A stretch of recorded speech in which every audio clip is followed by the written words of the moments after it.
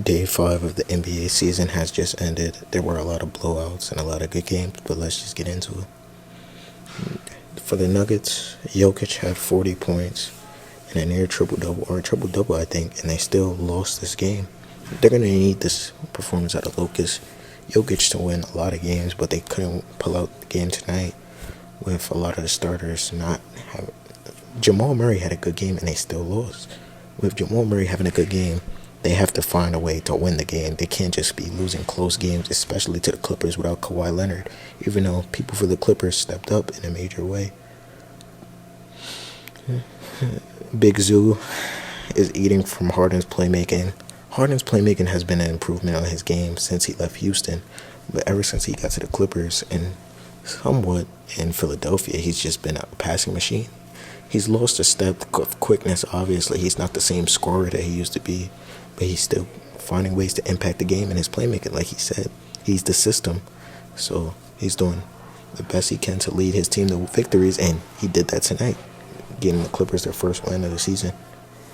Norman Powell, 37 points. He's proving why he should be starting in the NBA. That's what he set out to do when Paul George left.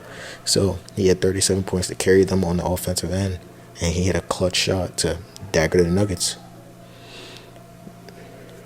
The Cavs dominate the Wizards.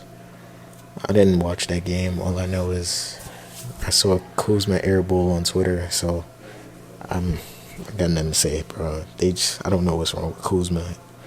He just needs, I don't know what he needs. Jimmy Butler comes alive and closes out a depleted Hornets team.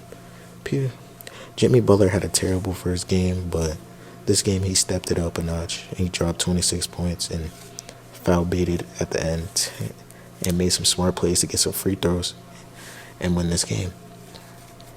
Bam Adebayo also came up clutch at the end of this game, which obviously he should be eating against Nick Richards, because Nick Richards is not a starting big man in this league. He's a backup at best.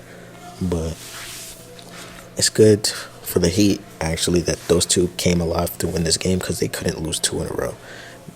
If they actually want to show teams that they're dominant and they're the Heat team that they think they are, the Hornets, they try their best. Given that Brandon Miller and Mark Williams are still out, so they can't really do anything. LaMelo Ball, 27 points, 8 rebounds, 7 assists. He did his best to carry the team, but you can only do so much. Trey Mann came alive at the end, but they just got to survive these games without Brandon Miller, to be honest. They're having great games, don't get me wrong, but they got to find a way to close the games like they closed in Houston. Celtics survived, the Pistons come back. The Pistons went on a crazy run. The Celtics were up 20 at one point. Tatum had 17 points in the first quarter, and I thought this was a blowout. I turned it off. But I checked the ESPN app, and it says the Pistons are up 1. I'm like, what? So I checked. Cade Cunningham is going to be an all-star. I said that last video, and he's proved why. He dunked on Derek White, even though Derek White got back and blocked the shot. But for the Pistons to even be getting close like that, it just proves my prediction that they're going to be a better team. Obviously, they're not going to win 14 games this year. They're going to be way above 14 games. And they look like an actually fun team to watch this season. So if you haven't checked out the Pistons, I think y'all should watch the Pistons. That's just me. The Grizzlies played the Magic. The Grizzlies were big, and they actually closed this game out, which they failed to do against the Rockets. The Grizzlies bench actually showed up this game, which surprised me. Jay Huff showed up, Scottie Pippen Jr. showed up, which the Grizzlies are going to need in this loaded Western Conference. Jaren returned.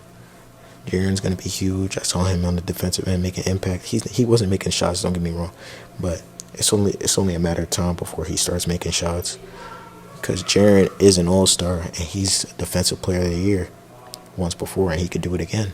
And he impacts this league a lot. It makes the NBA scared to go in the paint against the Grizzlies. Ja Morant did what Ja Morant always does. And yeah, that's all to that game. The Thunder destroy the Bulls. Josh Giddey looked at the start like he circled that game on his calendar, but the Thunder still blow out the Bulls as they should. J-Dub, Chet, and Shea play a great game, and they look like an actual big three. They are a force to be reckoned with in the West, and everybody knows it. And when you play the Thunder, you have to lock in and get ready to face them. Whether it's J-Dub scoring, Shea scoring, or Chet defending the rim, the Thunder are dangerous regardless.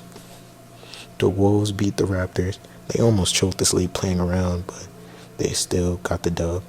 Julius and Ant 24 apiece, showing that they work as a duo, and people should shut up when talking about them. Dante 16 points. Overall, a collective effort from them. They played a great game, don't get me wrong, but they just can't play around with their food like that. But I get it, it's their home debut, so they go crazy. Grady Dick had 25 points. When I watched his highlights, he's gonna be special in the NBA. I just give him the next 2 years. If only Scotty Barnes had a good game, they would have actually stood a chance. A little bit, I guess. The Raptors are still an injured team right now, without Quickly and without RJ. But Grady Dick is something that Toronto fans should be looking forward to. Spurs survived the Rockets' comeback. Jalen Green did everything he could to lead the Rockets back in this game. They were down by 20, and they came back in the fourth quarter.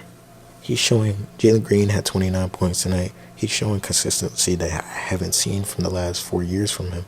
Jalen Green is finally becoming the star that Houston drafted him to be, and showing why he's the best player on this team. He looked better than Alfred Sengun tonight. Wemby was exposing Sengun, which, I don't know, that's not something the best player should be doing, and Jalen Green looks like that. He was getting buckets, he was scoring, he was trying to play defense. They got a clutch steal, but he made one turnover, a bad pass, but Houston's going to get better. They just got to figure their whole situation out like they did against the Grizzlies, but not a bad game from them. Wemby, he bounced back 29-7. He actually looked like Kevin Durant out there shooting over people, a logo three, fadeaway mid-ranges. He did it all. He proved me wrong. I thought he had to get in the paint more and stop settling, but it's Wemby. He can do whatever he wants. He's 7'5", so whether you want to shoot over somebody or not, they're gonna win. Then they're gonna win some games with Wemby carrying the team like he did tonight. Suns beat the Mavs, finally closed out a game. KD had 31. He called Luka small. Luka's gonna remember that. But Luka had 40. Kyrie played terrible. Kyrie needs to step it up, but it's the first half of the season. Kyrie always does this for some reason. Klay Thompson had another good game. Klay Thompson showing that he's not washed at all, and people should remember that he is Klay Thompson. So, nothing to say about the Mavs. It's just good that the Suns finally closed out a game, that a much-needed win, and their offense looks really good, really improved from last season when they couldn't close out games, but they actually closed this one out. LeBron, in the last game of the night, LeBron to start the fourth quarter, he had 16 straight.